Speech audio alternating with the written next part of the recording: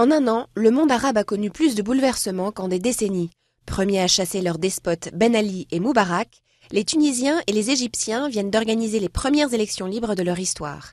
Les Libyens découvrent la liberté depuis la chute dans le sang du régime Kadhafi et la mort de ce dernier. Les Yéménites sont sur le point de tourner la page d'un régime autocratique, alors qu'en Syrie, l'insurrection contre le régime du président Bachar al-Assad ne faiblit pas, soutenue par la Ligue arabe et la communauté internationale. 20 000 morts et disparus, c'est le bilan du tsunami géant provoqué par un séisme de magnitude 9 près des côtes du nord-est du Japon qui submergea la centrale de Fukushima, provoquant la plus grave catastrophe nucléaire depuis 25 ans. Fin de partie le 2 mai pour le chef d'Al-Qaïda Oussama Ben Laden, tué au Pakistan lors d'une opération commando des forces spéciales américaines après 10 ans de traque.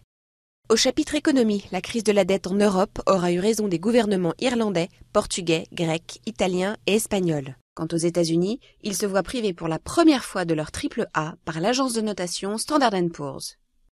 En France, les frasques libertines de Dominique Strauss-Kahn, aux États-Unis comme à Lille, ont ruiné la carrière politique de l'ex-directeur général du FMI, favori des socialistes pour la présidentielle de 2012. En décembre, l'armée américaine quitte l'Irak, près de 9 ans après l'avoir envahi et renversé le dictateur Saddam Hussein. Elle laisse le pays plongé dans une grave crise politique. Parmi les événements marquants de l'année 2011, le plus glamour est sans doute le mariage du prince William, fils aîné du prince Charles, et de Kate Middleton, désormais duc et duchesse de Cambridge.